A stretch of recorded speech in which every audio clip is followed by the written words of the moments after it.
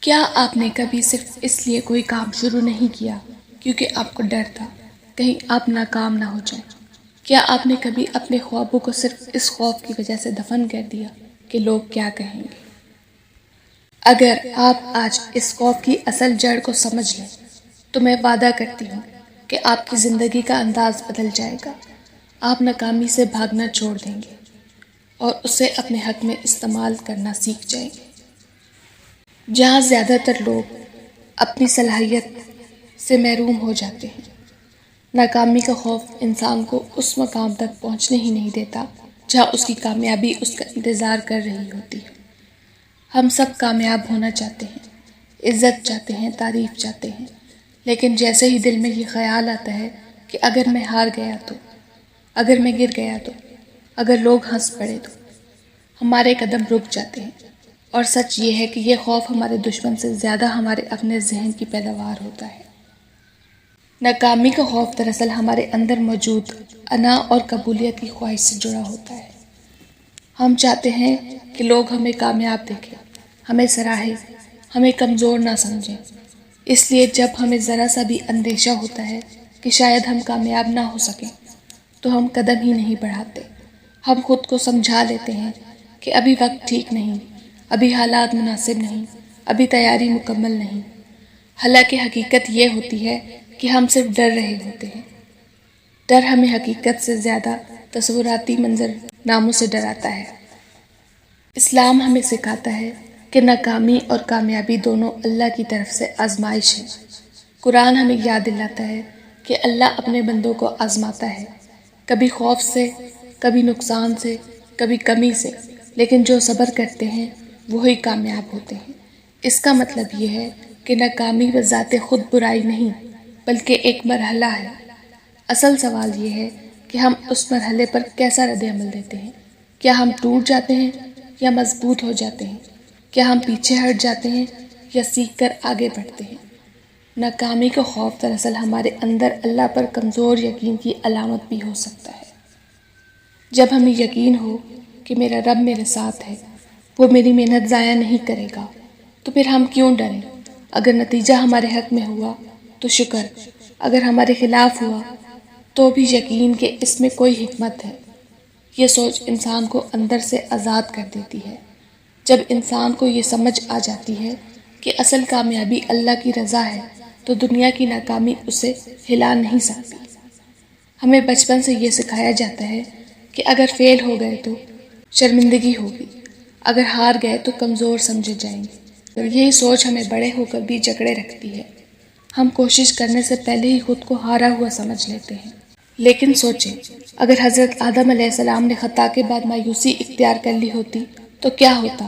انہوں نے توبہ کی، سیکھا اور آگے بڑھے۔ یہی اصل سبق ہے۔ خطا انسان کی فطرت ہے، لیکن اس پر رک جانا انسان کی کمزوری ہے۔ زندگی میں سب سے بڑا نقصان ناکامی نہیں بلکہ کوشش نہ کرنا ہے۔ جب آپ کوشش نہیں کرتے تو آپ خود اپنے خوابوں کا دروازہ بند کر دیتے ہیں۔ آپ اپنی تقدیر کے راستے میں خود رکاوٹ بن جاتے ہیں۔ اور سب سے زیادہ تکلیف دہ بات یہ ہے کہ سالوں بعد آپ یہی سوچتے رہ جاتے ہیں کہ کاش میں نے اس وقت کوشش کر لی ہوتی۔ ڈر کا علاج یہ نہیں کہ آپ انتظار کریں کہ ڈر ختم ہو جائے۔ ڈر کا علاج یہ ہے کہ آپ ڈرتے ہوئے بھی قدم بڑھائیں۔ کیونکہ ایمان یہ نہیں کہ انسان کو خوف نہ ہو، ایمان یہ ہے کہ خوف کے باوجود اللہ پر بھروسہ کیا جائے۔ جب دل میں یہ یقین پیدا ہو جائے کہ میرا رب میرے ساتھ ہے تو پھر دنیا کی ناکامی بھی کامیابی کا ذریعہ بن جاتی ہے۔ یاد رکھیں، ناکامی آپ کی پہچان نہیں، وہ صرف ایک تجربہ ہے۔ اگر آپ نے آج ایک قدم بھی اپنے خوف کے خلاف اٹھا لیا تو یہی آپ کی اصل جیت ہے، اور یہی وہ لمحہ ہے جہاں سے اصل کامیابی کی کہانی شروع ہوتی ہے۔ سوچیں، ایک نوجوان جو نیا کاروبار شروع کرنا چاہتا ہے، وہ دن رات پلان بناتا ہے، خواب دیکھتا ہے، کامیابی کا تصور کرتا ہے، لیکن جیسے ہی پیسے لگانے کا وقت آتا ہے وہ رک جاتا ہے۔ اس کے ذہن میں آواز آتی ہے، اگر نقصان ہو گیا تو، اگر سب کچھ ضائع ہو گیا تو۔ وہ پیچھے ہٹ جاتا ہے۔ مہینے گزرتے ہیں، سال گزرتے ہیں، اور وہ وہیں کھڑا رہتا ہے۔ اصل میں وہ کاروبار سے نہیں، ناکامی کے تصور سے ڈر رہا ہوتا ہے۔ اسی طرح ایک لڑکی جو دینی علم سیکھنا چاہتی ہے، قرآن کا کورس کرنا چاہتی ہے، لیکن اسے لگتا ہے کہ اگر وہ صحیح نہ پڑھ سکی تو لوگ کیا کہیں گے، اگر اس سے غلطی ہو گئی، وہ شروع ہی نہیں کرتی، حالانکہ اللہ نیت دیکھتا ہے، کوشش دیکھتا ہے۔ لوگوں کا خوف ہمیں اللہ کے راستے سے بھی روک دیتا ہے۔ اسلامی تاریخ اٹھا کر دیکھیں، کتنے صحابہ ایسے تھے جو ابتدا میں کمزور تھے، لیکن انہوں نے خوف کو اپنے اوپر حاوی نہیں ہونے دیا۔ جنگ احد میں مسلمانوں کو نقصان ہوا، لیکن کیا انہوں نے دین چھوڑ دیا؟ نہیں، انہوں نے سیکھا، مضبوط ہوئے اور آگے بڑھے۔ یہی زندگی کا اصول ہے۔ ایک ہار آپ کی کہانی کا اختتام نہیں، بلکہ نیا باب ہو سکتی ہے۔ ہم اکثر اپنی ناکامی کو اپنی ذات سے جوڑ لیتے ہیں۔ اگر امتحان میں فیل ہو گئے تو ہم سمجھتے ہیں کہ ہم ناکام انسان ہیں۔ اگر رشتہ ٹوٹ گیا تو ہم خود کو بے قیمت سمجھنے لگتے ہیں۔ لیکن حقیقت یہ ہے کہ ایک واقعہ آپ کی مکمل شخصیت کی نمائندگی نہیں کرتا۔ ناکامی ایک واقعہ ہے، آپ کی شناخت نہیں۔ اللہ تعالیٰ ہمیں بار بار یہ یاد دلاتا ہے کہ وہ انسان کی کوشش کو دیکھتا ہے۔ اگر آپ نیک نیت سے قدم بڑھاتے ہیں تو نتیجہ چاہے کچھ بھی ہو، آپ اللہ کی نظر میں کامیاب ہیں۔ یہی سوچ انسان کو اندر سے مضبوط کرتی ہے۔ جب آپ نتیجے کو اللہ پر چھوڑ دیتے ہیں تو آپ کا کام صرف کوشش کرنا رہ جاتا ہے، اور کوشش کرنے والا کبھی حقیقی معنوں میں ہارتا نہیں۔ میں آپ سے وعدہ کرتی ہوں، اگر آپ نے آج سے یہ اصول اپنا لیے کہ میں نتیجے سے زیادہ کوشش پر توجہ دوں گا، تو آپ کی زندگی بدل جائے گی۔ آپ کے اندر ایک نیا اعتماد پیدا ہوگا۔ آپ کو احساس ہوگا کہ ناکامی آپ کو گرانے نہیں، سنوارنے آئی ہے۔ اگر آپ کو لگ رہا ہے کہ یہ باتیں آپ کے دل کی آواز ہیں، تو ذرا رکیں، اپنے دل پر ہاتھ رکھ کر سوچیں، کیا آپ واقعی اپنے خوف کے ساتھ زندہ رہنا چاہتے ہیں، یا آپ آج سے اس کے خلاف کھڑے ہونا چاہتے ہیں؟ زندگی میں ایسے لمحات آتے ہیں جب انسان خود کو تنہا محسوس کرتا ہے، جب لگتا ہے کہ سب آگے نکل گئے اور میں پیچھے رہ گیا۔ یہی وہ وقت ہوتا ہے جب ناکامی کا خوف سب سے زیادہ طاقتور ہو جاتا ہے۔ انسان سوچتا ہے کہ اب اگر میں نے کوشش کی اور دوبارہ ہار گیا تو شاید میں خود کو سنبھال نہ سکوں۔ اسی لیے وہ محفوظ راستہ اختیار کرتا ہے، خاموشی اختیار کرتا ہے اور اپنے خوابوں کو چھوٹا کر لیتا ہے۔ لیکن یاد رکھیں، اللہ آپ کو اس سے زیادہ مضبوط جانتا ہے جتنا آپ خود کو سمجھتے ہیں۔ اگر آپ کے دل میں کوئی خواب رکھا گیا ہے تو یقیناً اس کے پورا ہونے کی صلاحیت بھی آپ میں رکھی گئی ہے۔ مسئلہ صرف یہ ہے کہ آپ اپنے خوف کو اپنی طاقت سمجھ بیٹھے ہیں، حالانکہ وہ صرف ایک وہم ہے۔ آپ کی اصل جنگ دنیا سے نہیں، اپنے خوف سے ہے، اور جو شخص اپنے خوف پر قابو پا لے وہ دنیا کی کسی طاقت سے نہیں ڈرتا۔ اب سوال یہ ہے کہ اس خوف کو ختم کیسے کیا جائے؟ سب سے پہلے اپنے خوف کو پہچانیں، اسے دبائیں نہیں۔ مان لیں کہ ہاں، مجھے ڈر لگتا ہے۔ جب آپ اپنے خوف کو نام دے دیتے ہیں تو وہ آدھا کمزور ہو جاتا ہے۔